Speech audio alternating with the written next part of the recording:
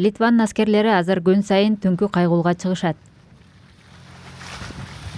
Бул Беларусь менен чектешкен аймак.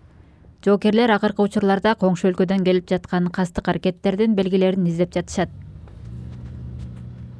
Алар адаттан тыш формада келүүдө. Тамеки илинген контрабандалык шарлар толкуну менен Литва тарапка учурулуп, алар аба каттамдарына олуттуу тоскоолдуктарды жаратууда. Мындагылар бул атайын жасалып жаткан иш дешет. Ошондуктан аскердик полиция текшерүүлөрдү жүргүзүп, аткезчилерди кармоого жана шарлардын жолун бөгөөгө аракет кылууда. Анткени Литва муну Орусиянын эң жакын өнөктөшү Беларусь жүргүзүп жаткан гибриддик согуштун бир бөлүгү деп эсептейт. Просто контрабанда. Я не знаю, не встречалась с этим. Но они беспокоят вас? Бул аял муну аткезчилер эле кылып жатат дейт. Бирок мен сүйлөшкөн башка кишилер тынчсызданып турушту. Бул жердеги аскердик полиция өтүп жаткан ар бир унааны тыкыр текшерип жатат. Биз азыр Беларусь чек арасынан болгону 7 чакырым алыстыкта турабыз. Жана алар бул кырдаалды абдан олуттуу кабыл алууда. Беларусь эл аралык уюшкан кылмыштуулукту өз максатына пайдаланууда. Тышкы иштер министри бул шаарлар аэропортту бутага алып, Беларусь Европаны шантаж кылып жатканын айтат.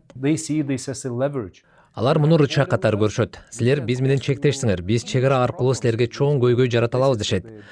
Алар дал ушуну кылып жатышат. Бул түздөн түз аскердик аймакка тийип жаткандыктан бул кырдаалда аскердик чыңалуунун күчөшүнө жол бергибиз келбейт. Мы с народом Литвы всегда договоримся. Беларустун авторитардык лидери бул айыптоолорду акылга сыйбаган кеп деп атады. Бирок Александр Лукашенконун көзөмөлү абдан чоң жана ушул сыяктуу тажрыйбасы да бар.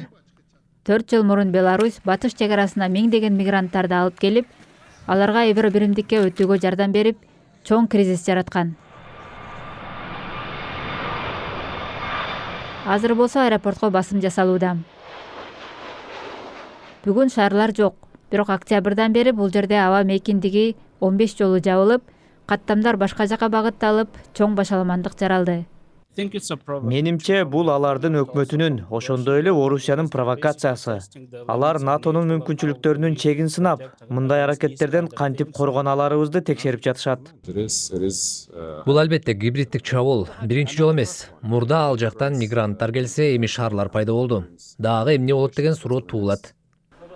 Ошондуктан Европанын чыгыш чек арасы азыр дал ушундай көрүнүшкө ээ.